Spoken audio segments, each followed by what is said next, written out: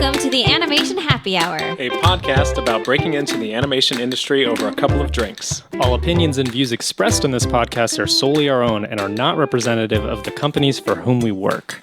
So, my name is Garrett, and I'm currently a character animator at Disney. My name is Katie, and I'm an apprentice animator at Disney. And my name is Ben, and I'm a character animator at DreamWorks. And today we are sipping on some Mai Tais and some lovely beers from Mr. Gerber himself. Thank you. So today, for this episode, we're really excited because we're talking about animation reels. We have a super special guest today. Guillermo Careaga is a veteran DreamWorks animator who not only is an amazing animator, he's also on the reel review team at DreamWorks and has looked through tons of reels. So literally, Guillermo couldn't be more qualified for this episode's topic, and we thank him very much for coming on. So thank you so much, Guillermo. Thank you, Thank you for having me. Yeah, so to start out, it'd be great just to give our audience a brief intro on who you are, where you come from, and your history of coming into the animation industry. Sure. So I am originally from Paraguay in South America, and I've been working at DreamWorks for 13 years. Oh my so gosh. the word veteran is very generous, but also very accurate, because I feel very old. In this industry, that is very old. So, I pretty much knew that I wanted to get into animation since high school. It was the only thing I know how to do. I have no other skills. So I basically had a very single-minded focus to get into animation. When I was 15 years old, I traveled to Seattle to take a course on Introduction to Computer Animation. Wow. And it was 2 weeks long. And I basically opened, it wasn't Maya at the time, 3D Studio, whatever the primitive version of that was. And I created a primitive sphere. And I just thought it was amazing that anything that you could conceive in your mind, you can create in 3D. Yeah. And since then, I was hooked. I'm like, this is what I want to do. So after finishing high school, I went to Ringling College of Art and Design, where I stayed for 4 years, graduated there with a bachelor's in fine arts with an emphasis in computer animation. And since then, I've been, I was hired right out of college to work at DreamWorks, and I've been here since then. Hey, Right out of college? wow. That's very unusual. Yeah. That's super cool. So we are super excited to have you on because this is honestly one of the most important topics for animators or artists interested in pursuing a career in this industry. We talk about this in other episodes, but your reel is really the most important thing that studios are looking at when considering you for a job. Today's episode, we're going to be covering things like, what studios are currently looking for in animation reels, things to avoid on your reel, tips and tricks on how to put a reel together, and a ton of other stuff. We're sort of doing it in like a top 10 format. Guillermo has provided some amazing tips. So maybe we'll start with the basics. So Guillermo, what is an animation reel? I would say a demo reel is a compilation of your work, showing your very best work with the hopes of getting a job at the studio that you want. So this is not just any compilation, but it is a tailored compilation suited for the studio that you're aiming for, hopefully. It is basically the resume in visual form of your animation skills that you want to present to the studio that you're applying for. So typically they start with a title card, which I think is pretty standard that you give your name and your phone number, your email address, a website, possibly if you have a website. And is there anything else you guys can think of, or is that pretty much the basic info? Yeah, so it usually begins and ends with the contact information, right? So you'll have a little title card, and then you get into the meat of your reel, which we'll talk about more further on in this episode, but generally it's anywhere from like a minute to a few minutes long, and then you end with a title card. And the whole purpose of this is to show off your skills as best as possible and basically provide with the title cards to allow whatever studio to get in contact with you as easily as possible. And it's worth noting in the show notes, we'll have a bunch of examples of reels. So if you're not familiar, you can take a look at. Yeah, I guess this is a good time to mention also that this episode will pretty specifically focus on CG character animation. For feature, probably. Yeah, what the demo reels would entail for that specialty. So in the future, if you want to contact us and you're in a different specialty and you'd love to get some advice on whatever reel it would be for your specialty, we'll definitely look into getting people that we work with onto the podcast to give more tailored advice for your discipline. All right. So without further ado, we have the top 10 animation tips from Guillermo. Okay, so the first tip is quality over quantity always. And I've seen different numbers floating around in different like animation sites of how long should your reel be. And anything from like 1.5 minutes to 2 minutes, 3 minutes, etc., etc. Really, I think it really depends on how much work do you have. If you're a veteran animator who's been in the industry for a while, probably your reel should be a little bit longer. I don't know, 2.5 minutes, 3 minutes seem like a good duration. If you're a junior animator, you would not be expected to have a reel longer than a minute, 1.5 minutes. I think the paramount thing to remember is that the quality, obviously, of the reel is what really will sell your work. So if your reel is super short, and we have more questions as recruiters, that's okay. We'll probably look at your reel, be impressed by it, and then reach out and ask, well, do you have more work that you can show? Is there anything that you're working on currently? Do you have work in progress that we can see? So that's okay. Yeah, don't worry about not showing absolutely everything that you're working on. Just show your very best stuff. And then if there are more questions, the recruiter will make sure to contact you to see if there's more. But yeah, definitely do not show just for the sake of fulfilling some arbitrary number. Like, I gotta get my reel at 1.5 minutes, therefore I'm gonna like just insert this one shot that I'm not super proud of. Yeah. And then you end up hurting your reel because you want to make it longer, but really doesn't help with the quality of it. And I think we've seen a little bit of this where we have some very senior animators show basically like the entire their entire body of work, and we're seeing shots from like, I don't know, like Prince of Egypt all the way to like you basically see like the history of animation through the reel. It's kind of amazing. So the thing is that you see Shrek 1 and like all the Shreks and etc. So the thing is that, and you say hired. Shrek exactly. 1, yeah, clearly. Yeah, you show Shrek in your reel, you get hired immediately. Just kidding. So, for better or for worse, some of these older films, they may not age as well, perhaps, or maybe like there's some rig improvements or lighting improvements. There's a sort of a presentational thing that we have to keep in mind. Maybe they weren't rendered in the highest quality, and when you upload it just doesn't look as good. So these things, like, it's nice to see that you have a history in the animation industry, but I would definitely consider taking those out and maybe just showing your most recent work, unless there's something amazing that you've done in the past that really helps you.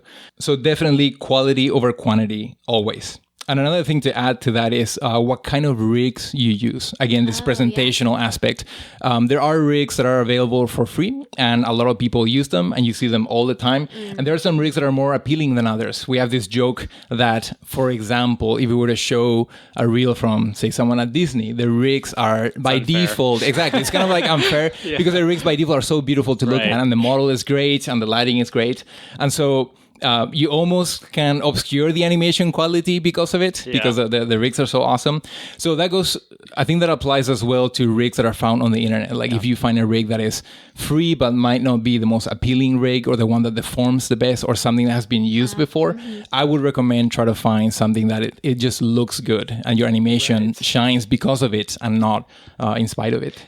Do you think there is something to, if you use a rig that's been used so much, you know, if you manage to to push it in a way that is super appealing, kind of stands out, that can be a plus. Like, it's like, oh my gosh, how did you make that rig look good? Like, absolutely. And we have seen that exact same case where we see a rig that is very familiar and we can recognize it, but we can see how that person has tweaked that rig or added clothing to it or changed the texture, the surfacing. Little things. Exactly. To make it their own, or even better, to make it fit the context of the shot. So that's great, you know, to do that. That's so really anything useful. you can do. That also shows that you understand just design, you know, just like character design, appeal in shapes, shape language and stuff like that. So that actually shows an additional skill that you have, that you're not happy with just moving a default rig around, but you're striving to create appealing shapes and appealing, you know, facial expressions with a character. That's super awesome. That's a really good tip. Like if you have a little technical know-how and you know how to kind of do a little bit of rigging or a little bit of changing around the rig, like a little bit of tweaks could help a lot, I feel. Absolutely. Like. So Guillermo, one thing I wanted to talk to you about in particular is the order of your reel when you're putting it together. I know there are usually two really distinct schools of thought that you come across, where some people are like, no matter what, have your best stuff first, and your reel should basically be quality-wise in descending order, right? Where it's the best shot, second to best shot, third to best shot, all the way to the end. And then some people say, no, you should start and end strong. So it should be like your Sandwich. best shot or second to best shot, and then kind of, your pretty good stuff in the middle, and then end really strong. Do you kind of have any stance on that, or how do you feel? I struggle with this because I understand the psychological effects that you want to create when you have, of course, a very first impression. You hit play on that reel and you see something amazing, and that already you're excited for this person. You want to see what's coming. But I also understand with ending a reel with a very good impression, because that's your lasting memory of that reel, so to speak. I'm of the school of thought that can we just do reels that are consistent? Because to be honest, like sometimes it is a bit of an emotional roller coaster where you start really strong, and then clearly this person has adhered to the school of thought where you start really strong, and then you have like not so good stuff in the middle, and then you kind of like go back up again, and you feel that, as a reviewer, as an interviewer, as a recruiter. So any effort we can make to just have it be consistent, that would be great. But I understand this is a very subjective thing, and even if you show your reel to your friends, they might have different opinions. So yeah, I suppose the idea of having these 10 poles of having very strong work at the beginning and at the end would help, at least from a psychological standpoint, to remember the best very things. Political. Yeah, for sure. Cool. And I think, we want to mention this later on too, but I feel like it's a good point now to say we absolutely understand that a lot of the people listening to this right now are probably students. So your selection of work is quite limited, probably, depending on, how much experience you have. So you might not be able to fill out your reel with all, killer amazing work. But I think, we've talked about this in the past, but the people looking at your reels are human beings, and we can take that into account. And I think, if Guillermo is reviewing a reel of someone who is obviously a student, and it was some strong work and then kind of some mediocre, some strong again, like, even though, yes, we're all striving toward, just a killer reel throughout, we understand, right? Like that's taken into account when you're looking at a reel, is that, okay, this person's clearly a student. They probably just don't have a ton of experience. And so we just want to say a sympathetic, we understand not everyone is, has 3 minutes of rock star animation. Absolutely. And again, if there's this notion, if it's an encouragement to anyone, that if you show maybe just 2 shots that are very promising, that show a lot of potential, you might not be hired on the spot, but your name will be on a list of people to look out for. So it might be the case where a recruiter will say to you, hey, anytime you have new work, keep us updated. Update your reel, let us know, send us a new link. That will absolutely happen. And so it's almost as important, maybe not to submit a reel that's amazing and that's ready for you to be hired right away, but also to just keep, or rather to establish that point of communication with the recruiter where they're already sort of like impressed by your work, but they want to see more. And you just kind of constantly feeding on that until you're finished with whatever online school you're taking or whatever other projects you're working on. So I think that's a good thing to remember, right? That you might not be fully ready to submit a complete reel, but whatever work you have, if it's promising, they will take it into account. I'd be curious to ask for our student listeners, are there any exercises that you see on a demo reel that kind of automatically cue you into knowing that, okay, this person is a student and maybe they're not quite at the professional level, and maybe this is sort of a red flag for they're not ready for professional work? I think something that comes up often is when you see acting shots that have the movie dialogue in the background playing, and you just see the same gestures being played out over and over and over again. I think these are very immediate signs that the student is not thinking about specificity in acting, or you see the same body mechanics exercise, like a character pushing or pulling an object, and it's just very fundamental lack of understanding of how physics work or weight, and things like that. So these are the signs that would tell us, okay, we're not there yet. We'll check again later. And you know what? That leads beautifully into our next point, which is, I'm going to speak for Guillermo here. Favor great acting ideas over polish. That's right. That is tip number 2. So by no means, I mean to say that you should not polish your shot in order to favor acting ideas. But I do think that as a studio, it is very valuable to look for a person that can not only animate and polish super well, but can actually come up with ideas that plus the shot. Ideas that are that fits the character that you're animating. Ideas that make it funnier, more entertaining, more dramatic, etc. Whatever the shot needs for someone to come up with something that adds to that, I think is a huge thing. We have seen reels where the animation wasn't fully realized, but we have seen very unique, very just original ideas being thrown in there, whether in the acting or just in a way that the shot is being handled. And that is very memorable. And we know that this person can probably, with training and with the right sort of mentorship, anyone can polish a shot, right? Like eventually you can learn. You can learn that. It's a very technical thing that, can be acquired. But the idea part, I think, is huge. And so I would definitely encourage people to think of ways to plus their shot from an idea standpoint. We're working on a film right now, which is an idea film, they call it, right? Where the polish has to be simplified a bit to match the style that we're going for. But basically, every single shot is an idea shot where whatever you can think of to plus the entertainment, to plus the comedy is highly valued. And the directors are actually giving quite a bit of freedom for people to do this, to extend shots, to like change up the dialogue. And so I think that's great. And I think it's a huge skill for someone to display in their demo reel. It's interesting because it reminds me when I took a class at Anim School, they had us, before we even, it was a body mechanics exercise. Before we even started it, they were like, come up with, or think of 10 scenarios and we'll whittle it down to one. But like literally the process of coming up with like 10 kind of like mini stories and like, what's the most entertaining story? Like that process of coming up with the idea is kind of overlooked sometimes. We just want to get in there. Oh, like let's do that, animate that dialogue. Yeah. But like, kind of be selective about the clips or dialogue you want to use or the exercises you do, because you're right, there's a lot of cliche, same old stuff. Yeah, and I think I was going to mention this later, but since you're mentioning like being selective about the dialogue clips that one selects, for some reason there is this preference to selecting dialogue where the character is angry. And so there's a lot of demo reels where there's just a lot of anger, and that leads to the characters just screaming. And so you're watching demo reel after demo reel, and it's like screaming. Yeah. When I was in school, in college, studying animation, we had one assignment in which we were forbidden from having the character be angry, because that's an easy emotion to go to, right? And it's very animatable in a way. Like if someone's angry, just like, you have an opportunity to push things and exaggerate. And so we were banned from going to anger. Anything else was free game.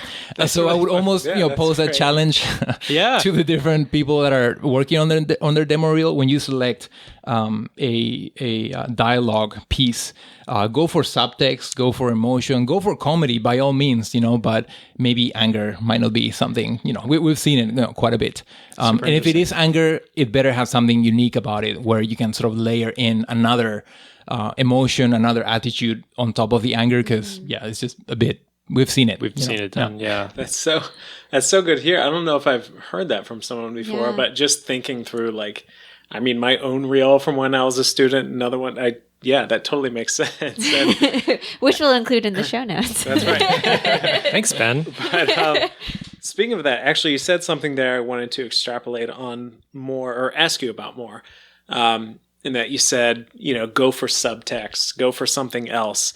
And I remember when I was a student, a lot of times I would make the mistake of, I would choose a dialogue clip that had like a really funny punchline or something. But essentially the character was in the exact same mental state the whole time. They like delivered it totally straight to camera, no inflection, no emotion change or anything like that. But I was like, it's a funny line. They're going to like this. Could you talk a little bit about that versus like maybe a shot where it might not be a great catchy one-liner, but there's a change of emotion or some thought process and just kind of the way animators in a room look at it and stuff they really like from a shot versus don't like from a shot. Like, can you just talk a little more about that? Sure, yeah. I think one thing that really draws us into a shot is the situation that you place the characters in. So, for example, I remember vividly this one shot where I think it was one of those like funny lines kind of shots where they chose it from some funny movie, I forget which one. But for some reason, they had the character delivering this line and there was like a corpse in the background. So all of a sudden, like this whole layer of story was added and this whole context. And you watch the shot and the very first frame already implies there's so much going on here. And the funny line begins. And like already you have like so many layers to work with. And so the comedy was there, but the animator worked in such a way to add a little bit of creepiness in there. And like, the sort of like, what were the intentions with this character with a corpse in the back? And I think he had like a weapon or something. So there's a lot going on, right? And of course, that feeds into the character thought process. And it might even add a whole new meaning to that line where you're used to seeing that in the movie, where it came from. But the animator had a new twist to it. So I would say like, yeah, the situation, whatever context or situation you can place these characters in, and whatever extra subtext you can add, I think those are huge pluses that can definitely make a shot that would otherwise be very generic be very rich and fun to watch. Totally. Do you have any thoughts on the recognizability of the dialogue clip? Like, does it, if you like know immediately who the actor is or what the show or movie was, do you have any like thoughts on that? That is a great question, because inevitably, as soon as you recognize a line of dialogue, you will start comparing with the movie. And so, I don't know, this is just my personal opinion. I would rather choose something that is a little bit more obscure, or unless you have this amazingly fresh take on an otherwise very well-known line of dialogue, I would go for that. But personally, I would just go for something that hasn't been heard before, because it just feels more original, more fresh, I guess. Totally. This is sort of in line with what you said about you favor great acting ideas over polish a little bit, but like, what are your thoughts on seeing a reel and seeing reference or in progress, like blocking in the reel? Is that kind of a don't do that, or? I don't think it's necessary, because all those questions will be asked in the interview.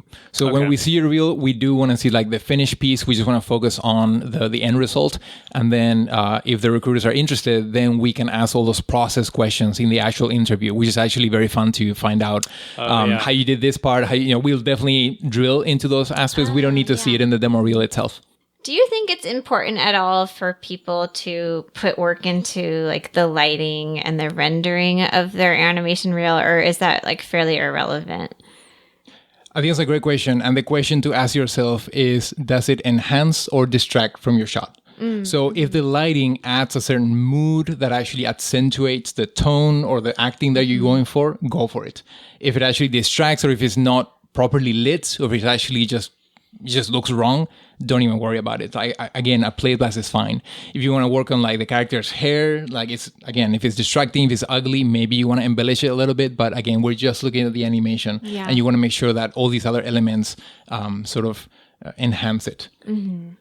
It's funny. I feel like that even applies in the professional environment too. Like I'll notice, like even when you're submitting a kind of our equivalent of a play blast to the director rounds, there's some characters where I will like run sims for the hair and stuff, and some where I won't. And it's totally just, you just want to make the best impression, and no one's going to be like, oh wow, the sim on this shot, or this character simmed, and then the hair on this one 3 shots later isn't. They're just going to say, oh, okay, it's animated well, so we're interested. I totally agree. And I think personally, the worst thing you can do is start caveating your shot so much where it's like, oh, ignore this, and that part isn't ready, and this part just doesn't look very good. And like you start giving this explanation that delays just hitting the play button. And what you want to do is just introduce your shot as briefly as possible and just hit play and let the shot speak for itself. So I agree with that. Like just already make it presentable and just make it easy for the director or whoever to just watch it and not have more questions. Does the sound quality of the dialogue clip matter at all? Like, I feel like I've heard demo reels where the audio clip kind of sounds like, oh, maybe you recorded this on your phone from a video because like you couldn't steal it from the YouTube clip or something like that. And does the audio ever take away from the animation, or does it not really matter? I think it does. I think it does matter significantly. And I think it will distract if your audio is poor quality. So something that I have noticed in reels is volume levels, where at the beginning of the shot, there's just no volume at all. And so we're wondering, and the animation is playing. And so we crank up the volume, and all of a sudden I'm like, wow, that's when the dialogue begins. And it freaks us out. And that's not a good impression you want to get. So please check your volume levels, or have some sort of like transition. There's a way to like kind of fade into the dialogue and stuff like that. So yes, great question. Definitely check your audio quality, because again, the better the quality, the less it will distract, the less it will call attention to itself. It's almost like if you've done it right, people don't notice it. Exactly. Whereas if you've done it wrong, it's like, it's the difference between quality. It's crazy. Cool. Brings us to number 3. Guillermo? Number 3, make it easy, please, to access your animation. And I have a story about this. That we have had reels in which, or rather resumes, in which the person sends a link to their blog or something. And so you have to go to the blog and then find the right date in which the blog entry that has the reel has. You access that, then it's password protected. So you have to email the person to ask for the password. They give you this password that is insanely long. You type in the password, you get it wrong. You type it again, they send you the wrong password. Anyway, it's a nightmare just to see this reel. I'm getting stressed You don't want to already. do that. I'm stressed out. Just remembering it. So please, please, please make it very easy for the recruiters or the animators to watch your reel. Remember, we're probably watching hundreds of them. You want to make it as easy as like click One once link. and hit play. Exactly. Yeah. If it does need a password, and of course that's totally understandable if you're showing stuff that hasn't been released yet, make the password easy, make it your name, make it demo reel 2019, whatever it's easy to remember, because we are looking at a ton of them. And so the more easily we can access your reel, the more we like you already. If it's hard to get to it, we're like, okay, it better be worth all this work. So yes, please. Password is I love DreamWorks. Exactly. Hey, we'll take that in. That is a boost. Yeah, do it. That's a bonus. And we have talked about Vimeo as well. That seems to be, in my experience, the preferred platform for uploading stuff. It is true YouTube is a bit of a wild west in terms of content, but also I think Vimeo has just better quality, and it seems like, again, from a presentation point of view, you just have more professional work in there. Yeah, YouTube, you just have like with all these algorithms, ads, or like, the next video coming up, baby shark for 10 hours or something. You don't want that in a real review. So it's a good thing to keep in mind. It's kind of like, it seems like a common sense thing, but then you see situations where you're like, okay, I don't know what link to click on for this reel. Right. So it's a really good thing to keep in mind. Tip number 4. Make it not only easy to access your animation, but make it easy to actually watch your animation. And this is a bit surprising to say because we've gotten a lot of reels, from VFX artists. And these are shots that are very dark, that happen at night where the lighting is very dim. And really the animators don't know what kind of room or what kind of setting we'll be watching these reels in. Maybe the projector quality is not great. Maybe the screen is not the brightest. And so if your reel is already dark in terms of lighting, we might not be able to see your animation at all. Oh my gosh. And so it's very much okay to just show play blast. Like whatever... it's clear. Exactly. Whatever state your animation is the clearest in, please show that. This is also true for shots where there's just a lot of effects, a lot of like other stuff going on. Like I think it's very much okay to get rid of all that if it's possible and just show the character moving.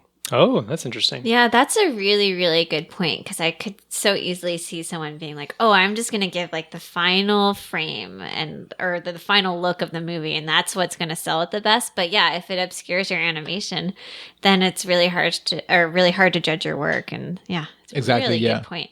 We've seen reels as well where, in addition to the animation, we just see a lot of text. And understandably, people want to clarify what aspect of the shot they worked on. And so we see just a lot of text and a lot of like breakdowns and stuff like that. If at all possible, I would try to simplify that. If you're showing shots for context, I would just very easily desaturate the shot that's before you that someone else worked on.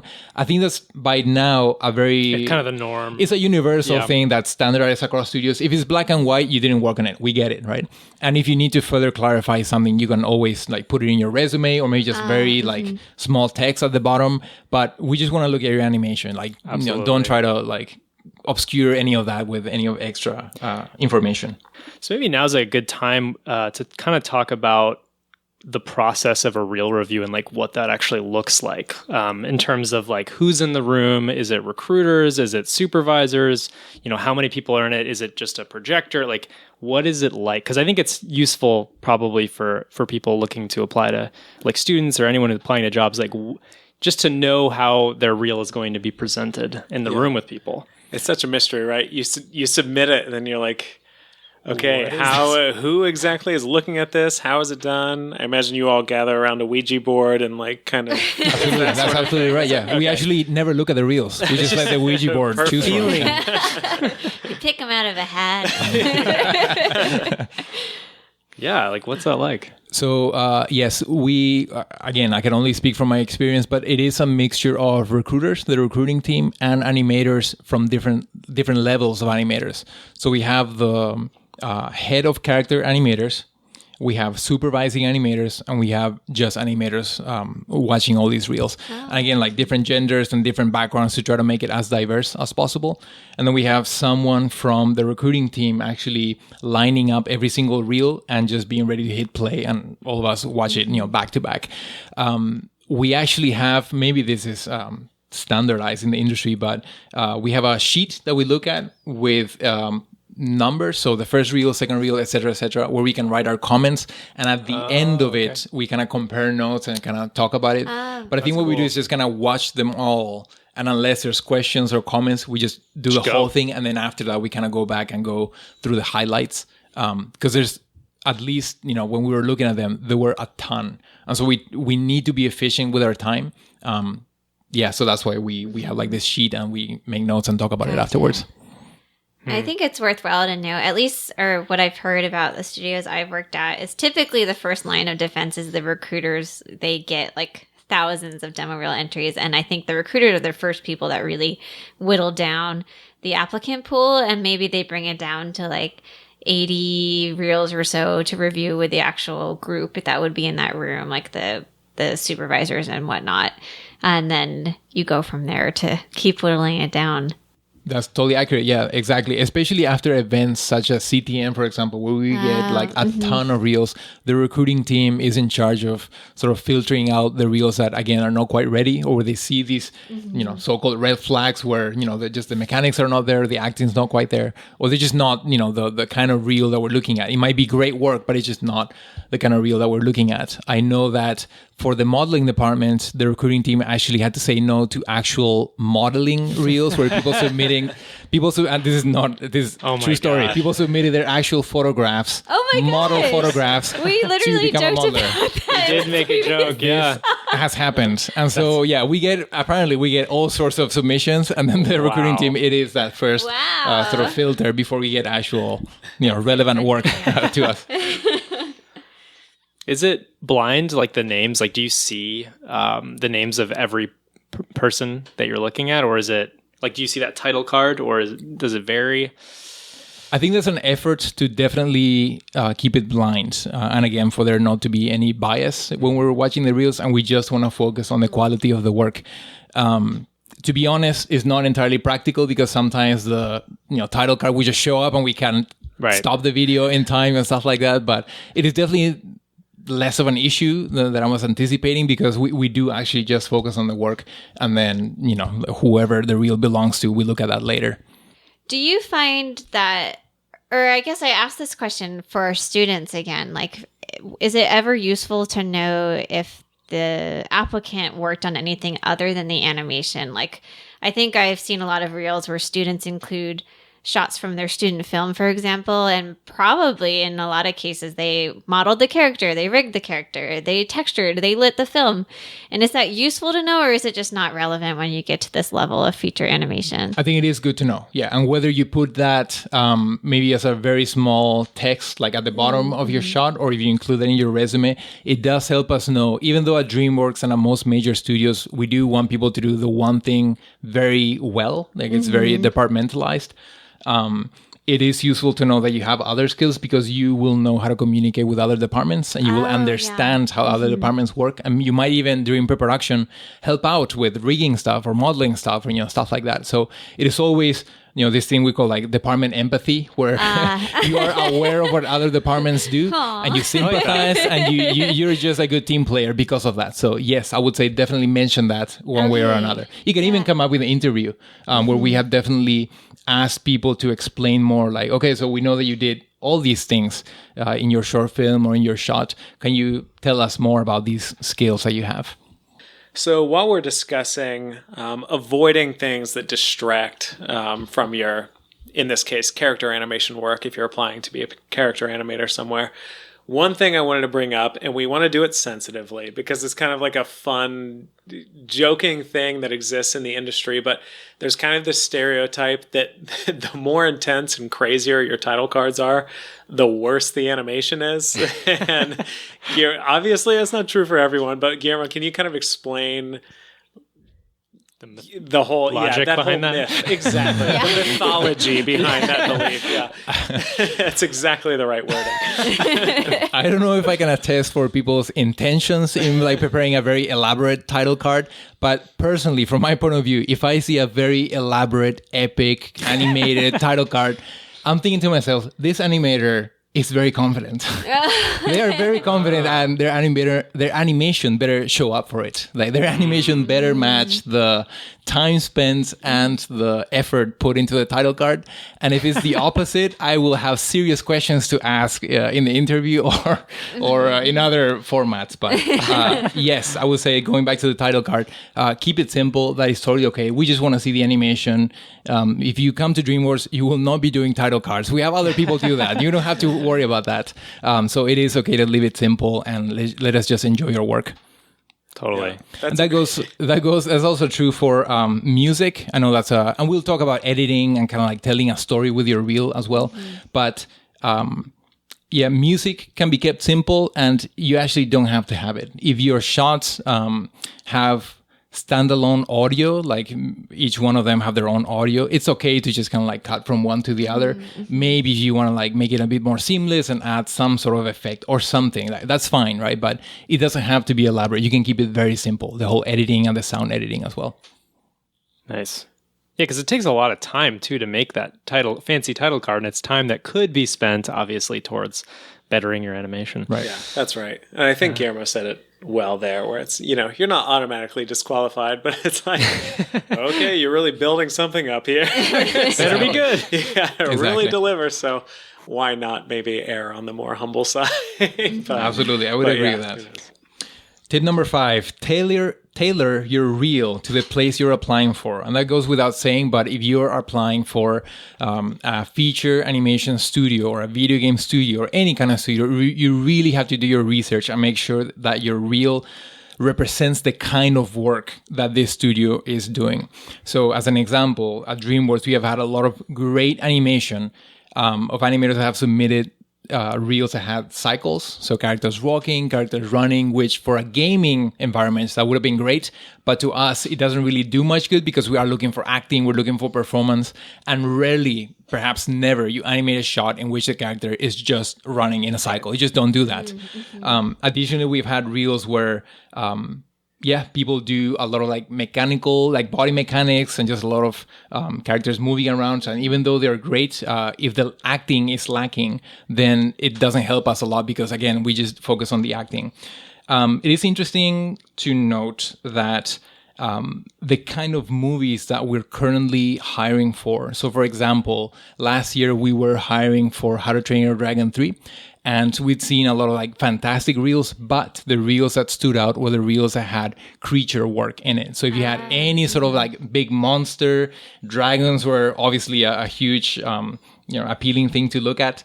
But yeah, those definitely fit with our current needs. And if you know that in advance, that's a huge advantage to have, tip. Right? Again, like also the tone and the style is huge. So right now we're animating on Trolls 2. And if we were to hire for this particular show, reels that have very realistic animation or very naturalistic style, they might be great, but they're just not suited for our needs at the moment. So we are looking for the more cartoony. And I think that's true actually overall for our studio, even though DreamWorks is known for a studio that changes its style quite a bit, and we have quite a diversity of styles within our movies. We do lean a bit more towards like comedy, kind of like pushed animation in a sense. And so if you can show that, yeah, I can easily see you in like a Madagascar film, I can easily see your animation within a Boss Baby or something like that, then that is a huge plus if you do your research and tailor your reel according to the studio that you're applying for. That is awesome. In terms of variety, like, do you think it's useful? Like you mentioned, like DreamWorks they do a lot of different styles, but having something that would fit with Boss Baby or Madagascar. Like if there's a reel with like everything, that's obviously ideal because then they're like, oh, they can do every style. Exactly. I will say, I was just thinking of that, and I'm glad you brought it up, that it is good for us that you show a diversity of styles, that you are able to handle different styles, because that's essentially what we do at the studio. You might be working on a Trolls movie and it's super cartoony and push and exaggerated, and then the next thing would be something like, I don't know, Rise of the Guardians or something like that, where it's a lot more naturalistic, or How to Train Your Dragon, or even Kung Fu Panda in a sense is a bit more naturalistic and has a different approach to it. So we need animators to be able to switch, from one style to another and be versatile that way. And if your reel is able to show that versatility, huge plus for you. That's awesome. How important is it for like the content of a reel to kind of match the brand of the studio? Because I remember when I was at Leica, it was super interesting to learn that they actually weren't that in favor of reels that had like really dark and gory stop motion content, which stop motion, people kind of naturally like gravitate towards it to produce like really creepy animation. But perhaps ironically, Leica actually wanted to create like family content. And so they actually didn't favor those reels in their applicant pool. So how do you find that at DreamWorks? That is a great question. And I think, again, we don't rule anyone out immediately if we were to see some more, I don't want to say adult content because that could mean anything, but definitely like more gory stuff or darker themes. But it will bring up questions. Okay. And I will look forward to seeing different things, things that are different from that tonally and thematically as well. So yeah, again, like really know the style and the tone of the studio overall and try to make it fit. So I remember from being in school that a lot of people would kind of have a little bit of a mix on their reel. Especially when you're a student, you're encouraged to do some stop motion, some 2D, some CG. How would you react, or do you have any thoughts on if you were to see an applicant and maybe their whole reel is not CG and they have a little bit of something else on there? Do you have any general thoughts on that? Yeah. So as a studio, again, we're mostly interested in CG. So definitely show that. Having said that, it wasn't very frequent, but we have seen reels with mixed media, and it helps, especially if the quality of said mixed media matches the CG. So that's huge. So for example, we've seen a very strong CG reel, and then they have like a little bit of a 2D animation at the very end. That's huge because that shows us that you could be the person that could provide drawovers for people and like, just gonna help them with appeal or better shapes or just, that background helps a ton. But we need to make sure, of course, first and foremost, that you can do CG animation. So it doesn't hurt to add it, but again, the quality better be up there with CG. Yeah. Number 6, tell a story with your reel. So this is something that is a little bit of a controversy, and I remember talking about this with, at the time, the PDI animators when all of us were working on our reel, and that is like how much to embellish your reel as a whole, whether it's just show the animation, keep it as simple as you can, or whether you can do something with the editing. And I think there's something very powerful when, again, if you have that body of work, if you're a student and you have like 1 or 2 or 3 great shots, like you might not be able to do this at all, but you have a significant amount of work that you can play with the editing. I think it's something very powerful about building up your shots emotionally, tonally, for there to be an arc in your editing, almost like a movie trailer. And so we've seen reels where we started with the action sequences, and then like we have like this crescendo until it ends with a very emotional piece, and then we have like this sort of release, and then we end with like quieter, more slower shots. Again, you need, obviously the library to be able to build this, but when that kind of reel is built and you're telling a story or you have an arc or some sort of like progression through it, it's very powerful. And it, again, from a presentational point of view, it's really cool to see something like that, right? So again, if you're able to do this, if you're a student, don't worry about it. But if you have the body of work to actually edit your reel with music and with the right timing, to build a story, to tell something with it, I think that's really cool, and it'll definitely make you stand out from all the other reels. Yeah, that is so valuable. Again, like you said, if you kind of have that body of work to be able to do that. And I think it goes back to what we talked about before, where these reels are being reviewed by human beings. I feel like I remember as a student, I always saw it as like oh, I'm submitting it to the Pixar, Disney, DreamWorks computer now, and they're going to analyze my work. And like, it was these like scientists who were seeing like, like had calculations of, but no, it's people seeing it. And yeah, if your reel works as this beautiful, nice piece together, and it ends powerfully, that's ultimately going to stay with someone so much more and speak to the reviewers so much more than one that's just like, okay, chop, chop, chop, even though it's like great shots, it just kind of disjointed. This one runs into this one weirdly, and now it's really intense, and now it's sad, back to intense. And there's a lot to be said for that, kind of the, I don't know, like the soft skills of the reel, how it's like communicating to you on almost a subconscious level, I guess. That is very real and important. Absolutely. And, following up with that point, we can go to tip number 7, consider the wow factor. And by wow factor, I mean, what is something in your reel that is memorable? What is something about it that is unique? And I would highly recommend people who are thinking of working on their reels to just look at as many reels as they can. And they'll actually start finding patterns and similarities and shots that are kind of similar. So you really have to ask yourself, what is the one thing that I can add to this that will really make it stand out? So one of the ideas is to, tell a story with your reel. Again, if you don't have the body of work, you can't do that. But is there something in your shot, an acting choice, some movement or some mannerism or some gesture that is really different from everything else we've seen? And I think that it really stays with us.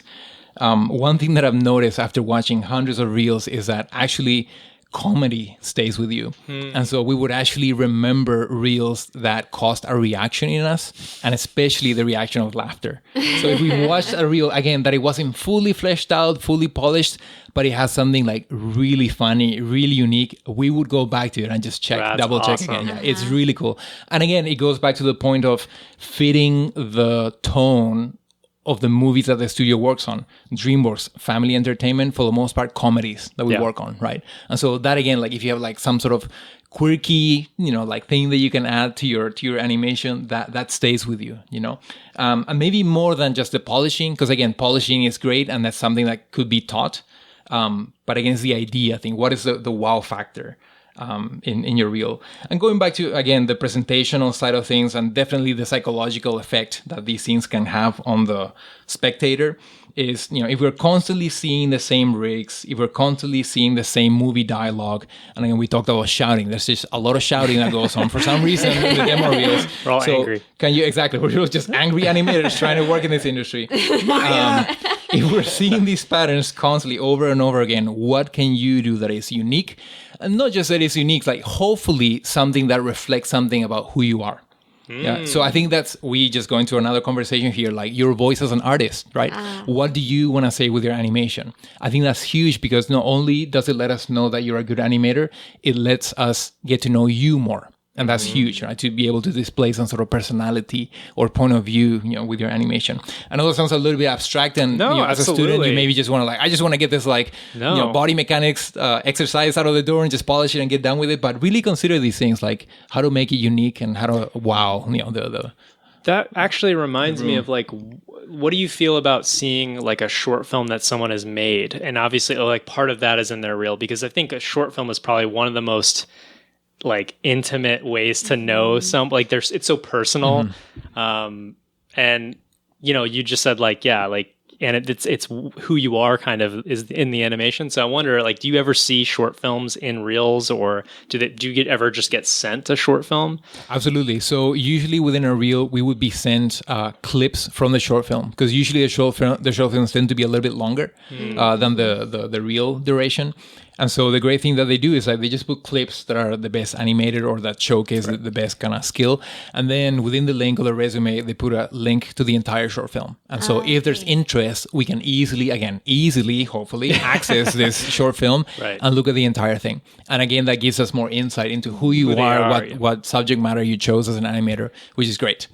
On that note, I mean, we kind of talked about how the reel reviews worked, but I'm curious to ask, how often do you visit someone's website or pull up their Instagram, or how much stalk them? Yeah, how much stalking do you do during the recruiting process?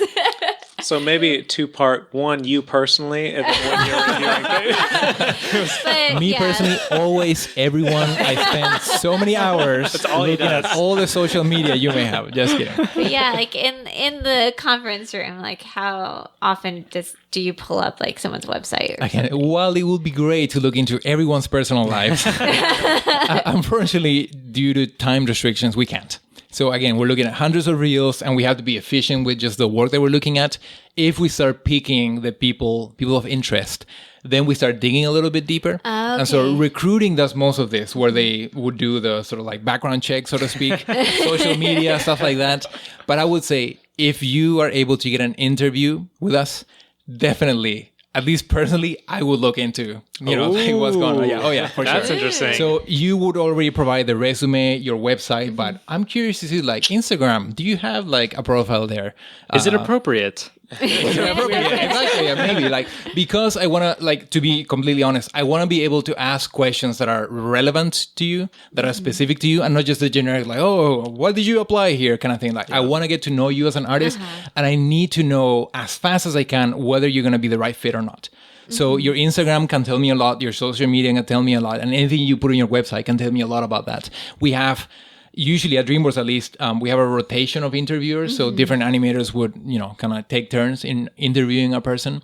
So I have half an hour to get to know you. That's not a whole lot. No. And I know that a person with their infinite complexities, like, we're not able to capture the totality of their personality in half an hour. So social media helps in that regard. So again, whenever I have time, I would do a little bit of digging, not to the point of it being creepy, but a little bit of digging, just enough so I can have more questions that I can ask you.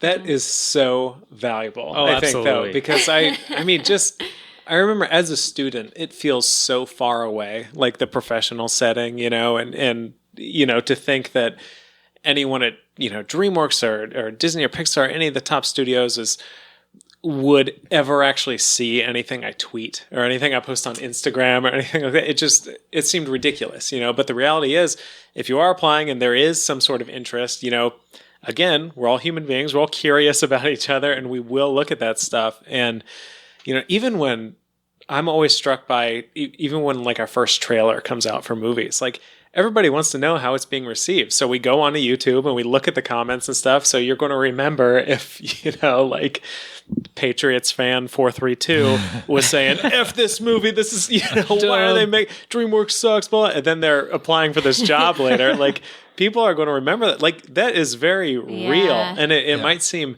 kind of obvious, I don't know, but as a student, I always felt like there was a bigger disconnect than there is. But yeah, actually being in that world now, it's like, no, everybody very much pays attention, and especially recruiting. They usually have quite a rap sheet on people by the time it comes to, like interviewing and stuff.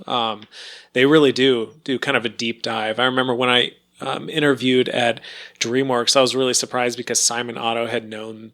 He brought up like some drawings that I had done, and they were totally not part of my like resume or demo or anything. And I was like, oh my God, wow. I felt like so exposed, which is ridiculous to say because I had put it online, but at the same time, it's, it's kind of double-edged sword, because on one hand, it's really cool because it's like, okay, if the studio is interested, they will take this extra time, but also it's kind of a word of caution that, be careful. People look. Yeah. Be careful what you say out there. Yeah, and without getting into controversial questions about privacy or a person's, use of the internet and stuff like that. It is a very, very real fact that things that are public, on the internet are public. You should know this, and things can be tracked, and there's a history there. But also adding to the sort of background check, and I wish you could see my air quotations going on here. Background check. Two fingers in each hand. Again, so like pumping them. Exactly. Thank you for that thorough description. This is a small industry. People know each other. Like, there aren't that many studios, at least the big ones. So if there is a name that's floating around that someone has worked with or someone knows, like, we will ask. And that's a very sure way of finding out, like, how is this person to work with? So again, keeping an eye on, not obviously reaching a point of paranoia and like not being yourself or putting a face or something, but gosh, just be nice to people, be professional and all this, and your reputation will precede you. And if there's no red flags that could prevent us from talking to you, then great, that's awesome. But But yes, that we all kind of sort of know each other, but very few degrees of separation. And so, yeah, just being mindful of that. I think we've kind of beautifully touched on number 8. It just kind of organically went into it. Wow. But it's worth, Guillermo, to reiterate the actual point. Point number 8, professionalism and good attitude are as important as the real. That goes without saying. Beautiful. So again, like once we are past the demo reel review parts, and you might be contacted for an actual interview. And again, we're not looking for some sort of like stand-up comedian to make us all laugh or to impress us. We're just looking for a normal human being that we can talk to and that we can envision working well with, right? Having said that, we have had interviews that were a little bit challenging in the sense that also good to notice that a lot of these interviews might happen over Skype or over like some sort of video conferencing. So there is that extra layer of awkwardness right. that you have to be mindful of. So maybe make sure that your microphone is working, your internet connection is great. Yeah, you need to make sure that this is all fully set up before having that conversation. So being aware of that, and also just being ready to ask questions, being proactive. So we come in with questions ready, but there will be a point in which you will be asked, do you have any questions for us? Do you have any comments? And we're hoping that it can just be a fluid conversation where like we say some things, you say some things, and it's just this sort of like fun way of knowing one another. But it does get challenging. And we have had this where we're asked a question and there's like one sentence answers and there's just silence afterwards. And we run out of questions after the first 5 minutes and then no one knows what to say. That's so awkward. And it's very unfortunate because this person's reel might be amazing and we really want it to work. We really want to work with you. We just need you to show us some sort of like social aptitude. Just the bare minimum.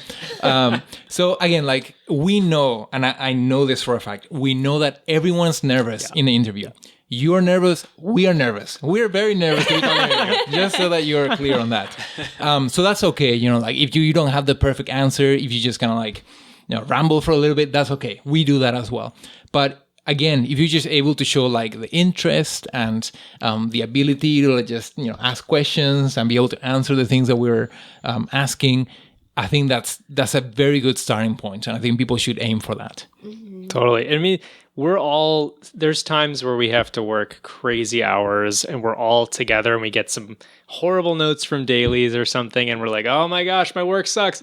You kind of have to have that elasticity as a person in this industry because there's a lot of stuff that goes on during production. For sure. And in addition to that, like animation is very collaborative, right? So you should be able at least, to be able to work with your supervisor and most to be able to share your work with your peers and be able to take notes, give notes, share ideas, brainstorm, etc. That is very much a part of what we do. And so we don't need you to be this super extroverted, talkative person, but the ability to bring up a shot, the ability to just, toss ideas around. And then, you can go back and be the introvert that you want to be, like most of us are. That's okay. But we're just asking for like the bare minimum to be able to work at the studio efficiently. Totally. Yeah. I think a really good question that, that probably comes up when you're interviewing someone is, am I comfortable putting this person in the dailies room with the director and having them kind of interact with the director one-on-one directly? And, sort of red flags that I think pop up when you're considering that question is, are they talking over me in the interview? Or are they sort of criticizing the work of somebody or a studio or a movie? And just kind of those very basic, social aptitude questions of like, are they going to offend someone or do they seem like socially aware and or honest and genuine and just kind of with it or down to earth. Yeah. I love what you mentioned about criticizing other studios because we have had experiences where we're asking these people like, so we know you're in the middle of a crunch right now, like how's it going? And their immediate reaction like, this sucks. This is the worst thing. Like this studio, like, and this could be very true. You might have a very accurate description of the situation, but again, the question arises like, man, if you're so negative about the studio that you're working in right now, would you be the same were you to be brought, like in this studio, So again, not being fake, being authentic, being genuine, but like, is there a way in which you can frame your answer in such a way that it's constructive? You can say like, oh, it's very challenging right now, and I think that it, maybe next time it would be better if we do A or B or C and stuff like that. So just framing things in a way that, show that you're, an okay person. Yeah, you're a positive person and a person that has ideas to improve things, but we don't want someone who's like, everything's great, everything's happy. That obviously, cannot be true for for anyone. But yeah, we just want honesty, but honesty that is constructive and positive. Tip number 9. So what happens if after you show your reel, after you have the interview, after you go through this whole process, you don't get the position? And tip number 9 for me would be, don't get discouraged. It was a bit eye-opening for me to learn that there are so many other factors that go into saying no to a person other than their demo reel. So your reel could be amazing and you can be an amazing fit for the studio, and the studio can still say no. And that has to do with timing. It has to do with schedule changes. It has to do with like someone else sort of like, being available and taking your spot, so to speak, even internally. And so I need people to know that if you get no for an answer, it may very well not have anything to do with your reel. It could be. Maybe you do need to work on your reel and you need to like keep growing as an animator, which is entirely valid. But don't be discouraged. Definitely keep working on that. And as a very practical note, ask the recruiter, like, what were the notes that were given to me? What kind of feedback can I get from the recruiting team so that I can improve and keep working on that? And you will get an honest answer, because we want people to grow. We want people to improve. We want to hear from you again, right? So totally. Unfortunately, and again, obviously, keeping things anonymous, we have had emails where after hearing a no, we get a bit of a response, and it's like maybe not like the nicest thing. It's like, I was really hoping for this, but you guys this or that. Not a good idea. Not a good idea. Objectively. Not a good idea. Yeah. Always like, thank people for their time. It's like, I would love it if you can give me some feedback. I understand that it might not be a right fit right now, but in the future, I would love to try again. Yeah. And the recruiter would be more than happy to provide this feedback. In fact, while in the room, we were told, oh, this person emailed me back. The recruiter would say this, asking for feedback. What can we tell them? And we would happily provide the notes. That's amazing. That's so good to hear. Do not give up. And the other thing I want to add to that is really ask yourself if working at a big studio is really the best thing for you. So I know that when I was in college and kind of like being ready to graduate, Pixar, Disney, DreamWorks, Sony, Blue Sky were the 5, meccas of animation. And if we didn't get into any of those studios, you might as well just have wasted your 4 previous years in college. And the more I'm in the industry, the more I'm learning that there are very valid and very good alternatives to working in a big studio. Totally. I have a friend, for example, who's doing freelance work remotely for a very big studio. And he's loving it. He's working from home. He's able to spend time with his family. He gets to choose his own schedule, and he absolutely loves it. He is doing very well for himself. And again, not the kind of lifestyle that is fitting for everyone, but he is loving it. And I'm so glad to see that there are alternatives like this. I have another friend who also has the freelance life, and his goal is to work maybe 4 or 5 months a year, make enough money, and then the rest of the year he just works on personal projects. Which I think is awesome. I think it's amazing. And again, like, sounds amazing. When I was a student, I would never even conceive of such ideas. Like, never in my life could I see myself like, what do you mean work half a year? No way. I need bills to pay. It is possible. Again, like, different experiences for different people, but if you get a no from a studio, maybe consider like, is this really for me, or should I start looking at other alternatives? Smaller studios, indie studios, even studios that don't provide entertainment, like educational material. I've seen like animation that in the medical world that looks really cool and actually has a really great impact on people, like actual, like social impact besides entertainment. So there are options out there, and I would just encourage everyone to not be discouraged by a no and just consider all your alternatives before you apply again. We love to bring that up on the podcast because that is a thing that a lot of students, it's Disney, Pixar, DreamWorks, and there's so much out there, especially with VR and like all this new media and Netflix. There's just so many studios out there. So if you get a rejection from a studio, you first have to know that sometimes just because of the sheer number of applicants, you might just get this generic email, which actually I fully understand it might just hurt because you don't get a personalized, custom, sorry, your name, we couldn't, please don't take that personally. Again, it is merely for the practical reasons of reaching out to everyone. So do not take that personally. And also, if you're really interested in the studio, if you do get a rejection, that by no means means that will never look at your stuff again. In fact, I have seen people come at CTN several times a year, and there's almost like this ongoing relationship with the studio where they keep us updated with a new reel, with improvements, even saying like things like, hey, I've addressed the notes that you guys had last time. What do you think now? Which is awesome to see. That is super memorable. And in fact, I know for a fact the recruiters remember people. So you see them again at CTN, you see them again at other events, like, oh my gosh, it's so-and-so, like, how are you been, And then they have like new work to show. So that's huge, and that is very valuable. And it shows, resilience. It shows that, it sort of encapsulates the work that we do as an animator. You get notes, you try again, you get notes, you try again. It's that sort of iteration that we do. So if you're able to do that, even outside the studio, that's a really good sort of like skill to have already. Yeah, which is great. But definitely, if you get a no as an answer, keep trying by all means and ask for feedback and keep sending it. And I think it's worth mentioning that, when you're first applying, it's very possible that you might not even hear a reply at all. And I think it's a pretty, clear sign that you're probably not really in contention for the position and you're not necessarily a part of the qualified pool of applicants, but by no means should you give up. Just keep going. I know of plenty of animators at Disney who are now like super heavy hitters who maybe they're even supervisors that before they got accepted at Disney, they applied like 8 to 10 times or who knows what. So absolutely don't give up. And I think in our industry, especially, perseverance is rewarded and resilience. Like you said, Guillermo, it really does speak volumes, like just never giving up and applying feedback and notes. It's a marathon, not a sprint.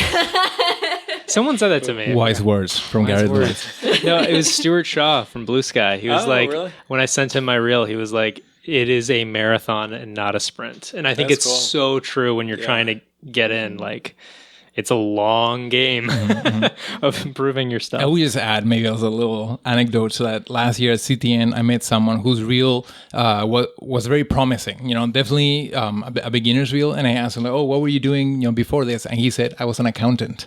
Wow. And I decided in the middle of my career to try for animation. And I thought, that's amazing. That is awesome. And I can't wait, hopefully, to see this guy again at a CTN or whatever next event we meet up with, because I would love to see his progress. He was very promising, but stories like that are the ones that are memorable and the ones that show that clearly there is potential in everyone.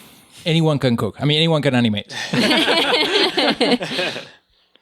Tip number 10, send your reel for feedback. Definitely before you submit, it is always a good idea to show to friends, people in the industry, whoever you can have access to get feedback on your reel. And so ask questions like, is it too long? Is it too short? Are there any shots here that you don't think fit? Yeah. Is the flow okay?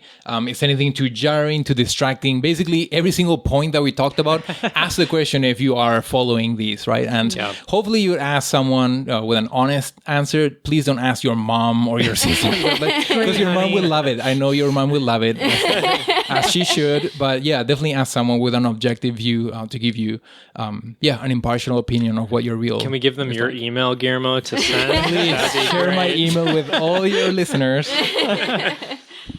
Actually, Ben, you have a really good story about when you were applying to Pixar and you reached out to someone at the company.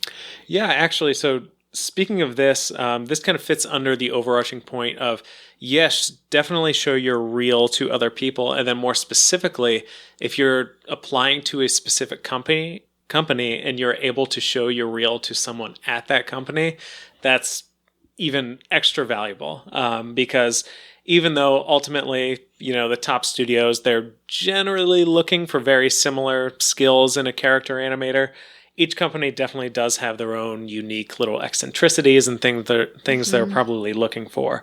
For example, when I was a student and I was applying to an internship at Pixar, I reached out to actually one of the kind of top dog animators there, and to his credit, he was super nice and responded. But on my reel, I basically had this really big, crazy physical shot, and it was the first shot I had on my reel just because I thought, okay, it's the most impressive thing I've done by far. It's like this really crazy thing, crazy camera work.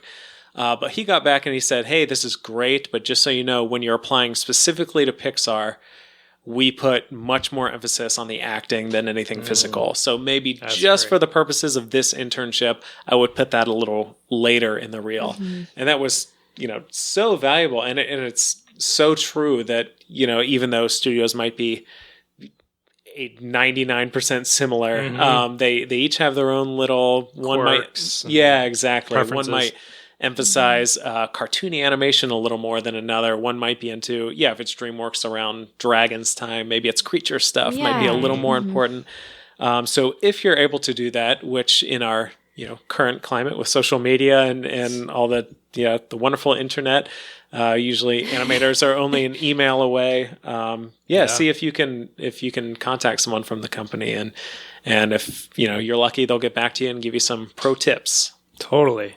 Can I add to that? So speaking of being able to reach out to animators within the industry, but also going back to the professionalism note, if you are able to get in contact with someone in the industry, by all means consider that they are giving from their time in order to give you feedback. And these are people that are working full time and perhaps are teaching and perhaps have other commitments. Family, exactly. So they have no obligation to answer to you. And if they do, this is a bit of a treat. It is a bit of a privilege. And so what I would do is try to use those emails in a way that is respectful, in ways that you can ask very specific questions of what you're looking for. I am right now dealing with an exchange in which someone was interested in the industry and they just asked me one sentence email without saying like hello. So just sort of like, tell me about your story. I want to know about your career. I'm interested in illustration and animation. That's it. I'm like, okay, so can you tell me a little bit more about yourself? And so I kind of have to like dig it out a little bit more. Yeah. Whereas if I were to get an email from someone say, look, addressed to me and like, I know you work at DreamWorks and a bit more specific and my goals are this, can you help me with that? I would be a lot more prone to help you out because you're already giving me a great platform to work with, as opposed to a very generic question. And definitely do not ask me questions if you want to work at a different studio than the one I'm working at right now. Actually, that's it sounds funny, but you wouldn't believe how many times people reach out and to like a DreamWorks animator and say, hey, I want to work on the next Spider-Verse at Sony. And it's like, that's awesome. I totally support that. But maybe you should be emailing someone from Sony who worked on Spider-Verse. And again, it's totally cool to have your specific goals, and no one is really going to, value you less as a person or get mad at you for wanting to work at a different studio. I will. Except for Guillermo. But especially for like the first email to someone, you probably don't want to say that because it's like, okay, I have nothing to go off of. I don't know you. And you're telling me you don't want my job. You want to go somewhere else. So it's like, okay, well then talk to someone somewhere else. It's super similar to, like, I've heard this is a classic mistake of college applications is you'll write your whole essay and then you put the wrong school in the application that you're submitting. You say, oh, that's why I want to go to this college, and it's the wrong college. And it's pretty much the same exact thing. Also, if somebody says, I might almost caution people to just go more general with it too and say like, hey, I really want to be a feature film animator or something like that. Because it also, if someone were to say that to me, it shows kind of an awareness that it's very difficult to break into the industry. So it's sort of ridiculous just to be saying, I only want to be at this feature film studio, and if it's no other, I'm not interested, and it shows a little humility where it's like, hey, I want to be part of this world, but and I'm willing to do it any way I can. I don't know. Do you feel like that's valuable to keep it a little more general like that? It is very realistic what you're saying, but I think again, like, and not at all contradicting what you're saying at all, but just again from a psychological point of view, like if I'm interviewing you and I'm asking you like why you want to join DreamWorks, I hope to hear because I love Boss Baby 1 and I want to work on the next franchise and stuff like that. So again, like maybe something just satiate our own, I don't know, ego exactly. No, certainly. But it's Yeah. This is just to add on to your... Because you're so handsome, Guillermo. I want to be a part of that world. That's what Guillermo wants to hear. Come on, just tell it. I'm saying you stay to human resources. But absolutely, that's a good the point. specificity of like the reasons why you want to reach out or stuff like and that. especially by the time you're having an interview with a company, you want to be talking about why that company is the best one for you, for sure. And I remember when we were applying to companies out of school, we made a point to kind of look up what the upcoming projects were and how excited we were to potentially work on those projects and what they meant to us. So that, that speaks volumes on, your ability to do research and know about the company. Yeah. It's not that hard to go to a studio's website and just know like what's going on. I think like a lot of these things, if they're not announced years in advance, they're leaked or I don't know. The information is out there. So like if you spend 30 seconds on Google, you'll find it. There's a story where we asked one person that we were interviewing, so what kind of films are you interested in? I know you guys are working on Abomination and I love Abomination and Abomination is really my jam. And we're like, good try. So again, like definitely not like a deal breaker by any means. You don't have to say the title right, but it's just something that was memorable. That's funny though. I feel like I feel bad because that could totally be me. I could totally do that. It was definitely more of a comic relief than anything else, but these are the things that we remember, if you're able to mention it. Abomination. Something I wanted to mention when we were talking about sort of reaching out to animators in the industry is if that animator gives you feedback, please take it and apply it. I've had people kind of reach out to me for feedback, and I will spend a lot of time like writing it up and sending it along, and then they'll reach back out, a month or two later with their new reel, and they haven't applied any of the feedback. Same thing. So you it seems like very basic, but I just want to mention it because it's happened. Because, ultimately it kind of shows like, oh, maybe this person isn't worth my time if they aren't, taking my advice. And, it's not really worth writing up a second really long email. And, and then in the professional setting, it kind of also speaks volumes to, will you take notes when you get notes from your Hoka or the director or not? Or will you just kind of keep going and on your own path? What would you say is the most memorable demo reel piece you've ever encountered, or demo reel as a whole? If any stand out. Yes, yeah. So for sure. And what's amazing nowadays is that there's a ton of incredibly talented animators out there. We were very impressed. And there was this running joke, which I think is more of a reality than a joke, that if we were to put our demo reels out there, we would not be hired for our own companies if we were to compete with these animators. They're just great. And it's actually quite a joy to watch them. But I remember a couple of reels, and one in particular, the name of the animator escapes me, but he worked at Sony. There was a lot of Angry Birds shots, and every single shot was hilarious.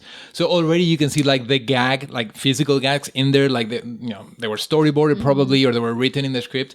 But he was able to take this and just add some unique, again, quirk or unique moment to it that had us laughing from beginning to end. Wow.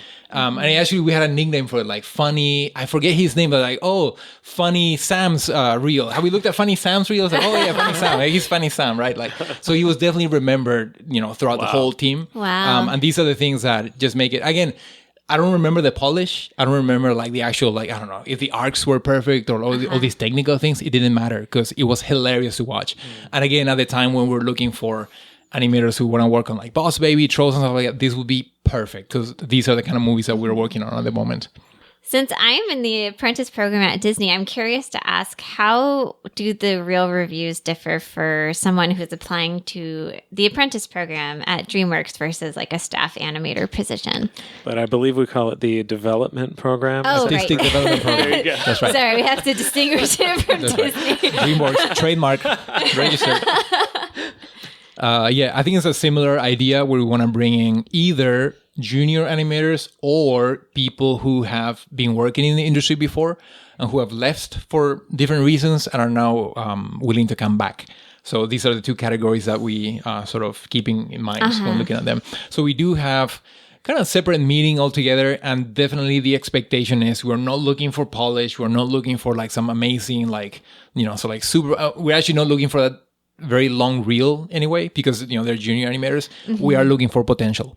right? So again, that thought of like, can they come up with ideas is a real unique. Are the ideas here fresh, and are they able to understand like the basics of it? And we've actually hired some amazing animators whose reel was not fully polished, but easily they learned that at the studio. So again, yes, the expectation is very clear when we're looking at them, like this is very much for the artistic development program, and we hire accordingly. Are you aware of DreamWorks doing that program anymore? Like, because I know Disney does that kind of semi-frequently. DreamWorks has done that recently, but we talk about how difficult it is to get into feature animation as a junior animator, at least in the States. And are you aware of any? Do you think DreamWorks is going to do that again? Or? Yeah, so the short answer is officially no. I'm not aware that this is happening again. So in the industry, everything's so volatile, and all of a sudden we're not working on any films, and all of a sudden there's 5 films in production. And so always the studio will hire depending on their need. And that changes from one day to another. And so the artistic development program of last year, I know it was a resounding success, and everyone had a great time. It was a little bit stressful because there's just a lot going on, but every animator that we had in the program, they passed it, so to speak. That's and awesome. They did amazing work, and we love all of them. And so again, if the need arises, I'm sure the studio would be open to considering doing another artistic development program. And they're really good at announcing these things. So before CTN or before any sort of event, they would let people know in order to submit the reels in time. So I personally would love to be involved with that again, and look forward to another opportunity like that. It seems like a win-win for both the studio and the person trying to get in. So it seems like a great thing. Yeah. And what Guillermo said there is right, where it is so volatile, right? And it can change like that. Like I remember, I think around the time I started DreamWorks, originally they were going to hire like 15 animators, and then that dropped down to just a handful. But then later we ended up, there was like 30 in like the span of a year or something. And all of this is changing from like month to month. And like Guillermo said, based on the needs, and sometimes the needs don't become apparent until production's like, oh my God, we have to finish in 6 weeks and we don't have enough people. And so maybe the underlying message is, don't be discouraged if you don't see opportunities right now. That can change on a daily basis, like Guillermo said. So. For Disney specifically, the Apprentice program is designed to kind of set you up to work on crowds in the upcoming feature. So if the upcoming feature doesn't have a huge crowds need, then that like directly will influence the need for apprentices. So that's something that influences whether they'll hold an apprenticeship or not that year. So Guillermo, we wanted to ask, do you notice any differences between hiring nowadays versus, say, 10, 15 years ago when studios were hiring animators? Because you touched upon it about like the reels, the quality of reels being so good lately. Do you have anything to say about that? I noticed huge differences for sure when I graduated. So again, and this is all a matter of timing and like industry needs and just like the seasons and whatever else stars aligned. But at the time when I graduated, it was a very special time because most big movie studios as well as video game companies were looking to hire. So this is where, computer animation was very hot, in a way. And so for the most part, most of my graduating class ended up somewhere right after college. Wow. So saying that right now, it makes it seem surreal because that is very much not the case. Right. And I really want people to understand that. And I am talking about a different era, a different decade, and for sure, we're very blessed and fortunate to have that opportunity to work at DreamWorks, and even the more rare occasion where I'm still at the same studio, 13 years later after college. But that is not the case, nowadays. We have to be realistic in the sense that there's just so many studios that are looking for perhaps more senior animators, or studios that are just kind of fully staffed at the moment, and they're only looking for very particular needs, like to finish a movie, or when they're in crunch time, or if they have marketing materials that they need help with, that's when they're hiring. Also, at the time when I was graduating, this whole idea of new media and Netflix and all these shows that are streaming all over the place, and especially all this animation being outsourced, to Canada and to other countries, that was just not the norm. A lot of the stuff was being done still in the States. And so that just adds another dynamic, where if you want to be, for example, a 2D animator that wants to work on these shows, maybe Vancouver would be a great place for you to be in, and maybe work in a smaller studio that receives this kind of work.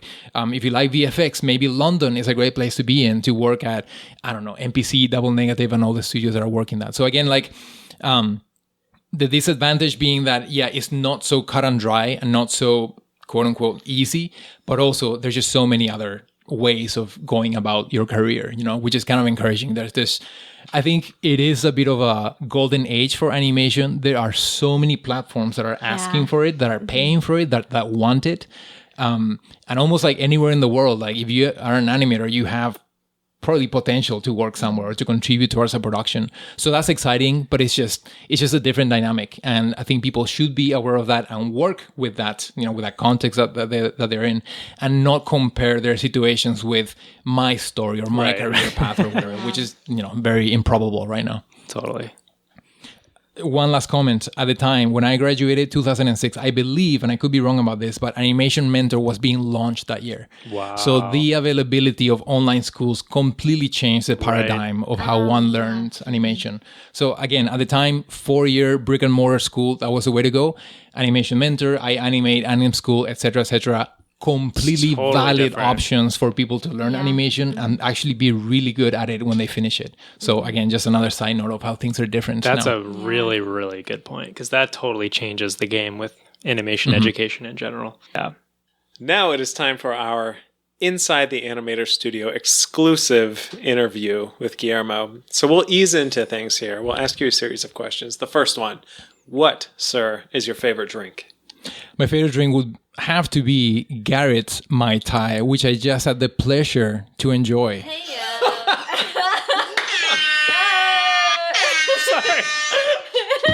What is he doing with his phone? I don't know if we'll keep that in, but let's just keep going. My Mai Tai, you like my Mai Tais? I really enjoyed it. Thank you for that. Yeah. I'm glad. Wow. I'm glad. That's great. It's just how happened to be this day we're interviewing you. You have your favorite drink. That's terrific. Know what? Yeah. So Garrett knew that I like free drinks, and he delivered. Thank you I don't so even know much. what's in a Mai Tai, but I definitely finished my cup. If nothing else, it was free. For the record, we want to try to have people on the podcast. We want to make them comfortable, give them a drink experience that they like, have good food. It definitely helped. Last time I was here, I think I tried your sangria, Ashley. Now that I think of it, I only drink when I'm around Garrett for some reason. He provides all the drinks, so I don't know what kind of pattern there is, but anyway. I was going to do sangria. Being around Garrett, you feel like you need a drink? It makes me want to drink, for some reason. Guys. All right. So next, is there any particular animation or shot from a movie or anything that spoke to you when you were younger and that maybe, or now, or whenever, that inspires you? Yeah, one of my favorite movies is Beauty and the Beast, as is of many. And the shot that really fascinated me was the one shot where the camera is coming down and Beast and Belle are dancing in the ballroom. And again, just asking myself the questions like, what's 3D, what's hand-drawn, like how do they figure out this amazingly complex camera move and have the characters in space doing this perfect dance move as well. And now we have like the behind the scenes sort of like, composite of like the 3D stuff and the 2D stuff, and still the magic hasn't ceased for me. Like it's still as amazing as it was back then. That's awesome. That's awesome. James Baxter. Hey. I was co-workers with him at some point. Hey. He was great. He was very great. So next question is there a movie or project that you are particularly proud of that you've worked on, aside from all of them? Besides all of them, there's two that come to mind. It might not be everyone's favorite movie, but they hold a special place in my heart because of the context behind it. So Madagascar 3, that's the first time that I got to be a character lead working with the amazing Bryce McGovern. He was a character lead for Stefano, the sea lion in that movie, and I was working with Marty, the zebra. And so since both of them shared a lot of screen space, we shared we just worked together. We collaborated, pretty closely.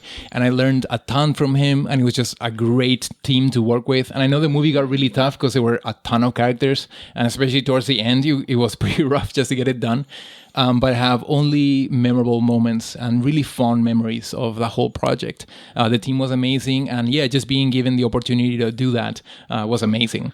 And for similar reasons, Abominable, this movie that comes out in September 27th. This podcast comes out before or after that. Oh, we don't know. So again, whenever this gets released, I was given the opportunity to be the character lead for Jin, one of the kids in the movie. And again, like amazing experience being part of the pre-production. and working with the team and just trying to, make him the best character. And I think one of the biggest joys for me was having worked with this character for so long, just on my own and trying to, rig him and build his library, but then seeing what the animators could come up with. That was just amazing. It was just mind blowing to see how much they pushed him and the new expressions that they would find in him, new acting ideas. And that just blew my mind. So I was really happy to see that and to be a part of that too.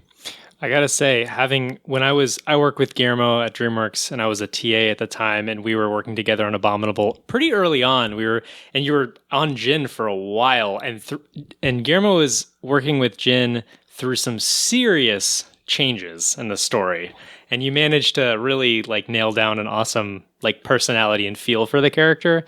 So yeah, I don't know. We all went to the wrap party pretty recently, and it was really cool to see the final results of it. But yeah, everyone should check out the movie. It's awesome. That's right. September 27th? September 27th. Oh, That's snap. right. Yeah, and along with what Garrett was saying there, I just wanted to reiterate that I found that movie particularly inspiring because of the leadership team in the animation department.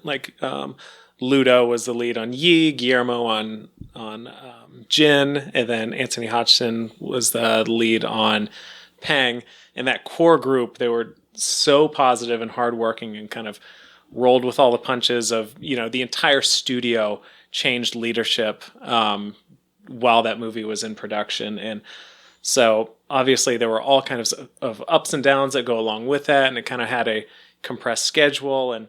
But through it all, like we talked about earlier on, professionalism is so important in the working environment. And I felt like on that movie in particular, the animation leadership kind of personified that, and we're still incredibly positive and enthusiastic and helpful, and made it a joy to work on that movie even when the cards were kind of stacked against us. So props to Guillermo and the rest of the team for that. Major props. So last but not least, we wanted to ask you, is there anything you wish you knew going back to maybe when you were a student or before that, or any time that you have now with the amazing breadth of experience you have? There are two things that I want to mention, and I hope I can articulate this well. So the first thing is that I wish I had known about the ups and downs of the industry, but also the studio. Particularly in the movies and the kind of projects that we work on. There are projects that you will feel personally connected to that are just, they resonate with you and they are just a joy to work with. And there are projects that are not, for various reasons. There are projects that you just want to sort of get done with them. And the story might be great, they just might not have that personal connection with it. And so it was very insightful for me to learn that, I'm not going to love every single project that I worked on. So to me, it was important to discover what is that constant. If there are projects that go up and down, if there are projects that are harder or tougher than others, what is that constant? And for me, are definitely my peers.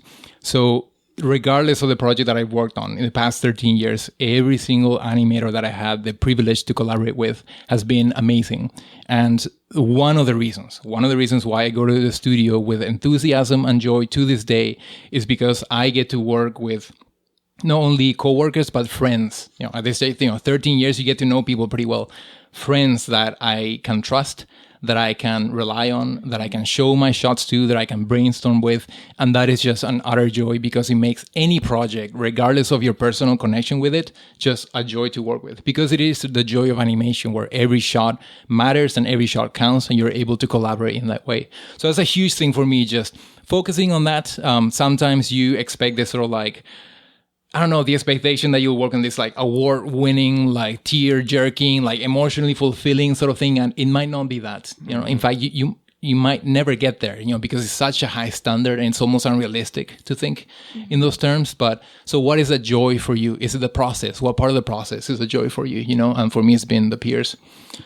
The second thing that I want to add, perhaps, is, and it has to do with the emotional roller coaster that it is showing your shots. And so you are showing your shots, and it is challenging not to put all your identity or sense of self-worth into your shot. So here's the thing, and I'm sure this overlaps with a lot of industries. It's not unique to the animation industry, but you are putting a lot of yourself in your shots, and it becomes a personal thing where you're showing reference sometimes, you're showing your own ideas, and this is you putting your work in front of the director and 30 people, 40 people, 50 people who are there to essentially say whether it's a good fit for the movie or not.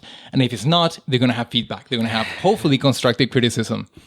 So you know that this is going to be for the better of the film, but you go back to your desk and, man, you feel down. You missed the mark. You didn't have the right direction for the shot or whatever. So again, it's like that connection between your personal sense of like well-being and how your shot is going. And that is also very volatile, where the very nature of a shot is to go through so many stages where you're trying different things. And all these things might be wrong, or it might be wrong for the moment. And then you try these different iterations and you struggle through it until you get to the final stage in which it is right. But during that stage, are you able to separate your sense of self-worth and joy and happiness from the volatility of the state of the shot? And, 13 years later, I can say that I still struggle with that, Mm-hmm. And so I guess my encouragement would be, as an animator and as an artist in general, who will get criticism, who will get feedback, who will put a lot of yourselves out there, you had better have a worldview in which your sense of identity and sense of self-worth is outside of your work, where you are not your performance. You are not the kind of work that you do, right? Mm-hmm. You have worth from somewhere else. Hopefully a source that is more stable and more permanent than the whims and the capriciousness of directors and producers and studio executives, saying this or that, right? So I think that's huge. I think that's something that all of us deal with, the junior animator, the senior animator.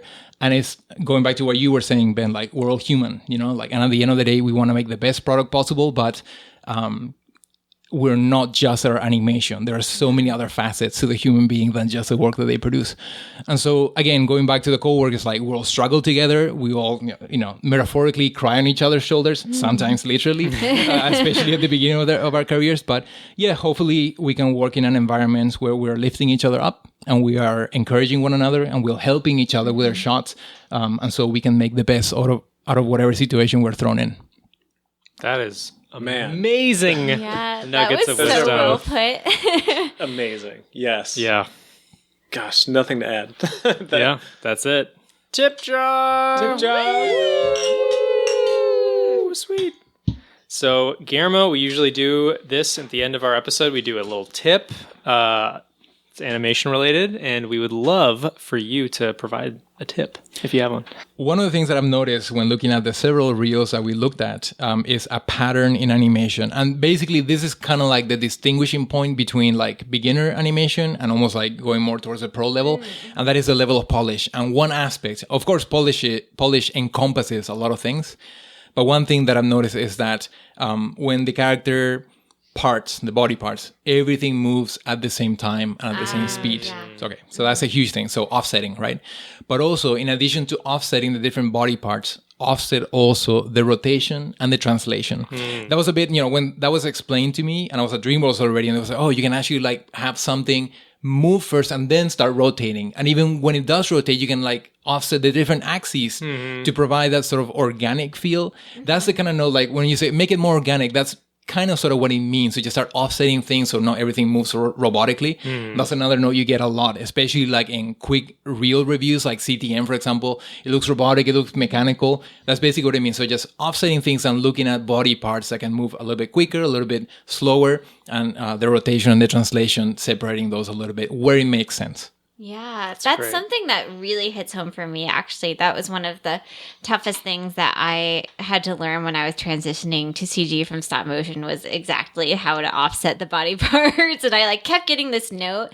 And I'll add on to it by saying, like, when you're learning the graph editor, there are times where you literally have to counter the body parts and the graph editor doesn't necessarily reflect what's happening in the body. And that was like one of the biggest light bulbs I ever had as I was learning CG was like the graph editor isn't really necessarily a direct relationship to what's happening because more specifically, some controls and some body parts will inherit animation from sort of the larger... The parent. Yeah, the parent body part and that kind of thing. So there are situations where, you will have to counter animation, even if it doesn't necessarily make sense in the graph editor. So before we end, Guillermo, I just want to ask you quick, is there anything you would like to add?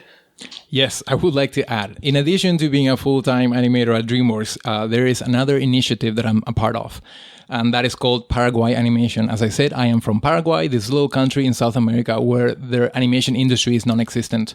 So me and a group of friends have started this organization called Paraguay Animation with the purpose and the aim to promote animation in Paraguay. For the past 4 years, we have organize events where basically similar to CTN and other similar events, we bring speakers and we have people who are connected to the animation industry come to Paraguay and just talk about their work, talk about their careers, and basically encourage and just promote animation. How people can get into it. And so we have a website, paraguayanimation.com.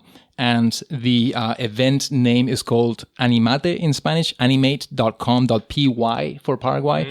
We have Instagram, Twitter, and actual websites that people can look at. And we would love it if there are any Spanish-speaking animators or any animator that's interested in Latin American animation. If they want to just find out more about who we are, if they want to join us, if they want to help out, we would love to hear from you. All the contact information is right there. Definitely hit us up and check out the website and everything else that we're doing. So this month we are extending our Reel Review lottery. We wanted to give all of our listeners enough time to apply. We launched fairly recently, so we definitely want to give you all the time to write a review and submit. Thank you so much to those of you who have already submitted. Your work's awesome, and we're excited to put you in contention. For those of you who are not familiar with this concept, what we are currently running is a lottery where you write us a review on Apple Podcasts, and we might review your work live in a stream episode or that kind of thing. And this is open to people from all disciplines. It's not just animators. We realize that we are all CG animators, but if you're a storyboarder or modeler, rigger, etc., we will find someone that we work with to help review your work. Somebody expert on the topic. I think that basically covers the details. Oh, I did want to clarify that we realized that in the first few episodes, we had asked you guys to take a screenshot of the review and then email it to us. And on our website, we also have a page which has a Google form where you can submit that screenshot and your work. It's confusing. We know we kind of changed the process halfway through. Either one works, though, right? Either one works. Yeah. Whatever works for you, we will get it. There's basically 2 ways to submit your reviews and your work. Either take a screenshot, email us at animationhappyhour@gmail.com, or submit it on the Google form on our website. Either way. Oh, and specifically, we are extending the Reel Review Lottery to February 29th because it's a leap year this year. Woohoo! Happy leap year, guys. And that about wraps this episode of the Animation Happy Hour. Thank you so much, Guillermo, for being a part of this episode. It's been a pleasure. Make sure to check out our show notes. We'll have a quick recap of all of the top 10 points that we covered, as well as really great examples of demo reels that have found success in the industry. I think, hearing about demo reels is one thing, but seeing example demo reels is a whole other thing that's like really enlightening. And with that, this has been Katie, Ben, Garrett, and Guillermo. Thanks for listening and happy anime!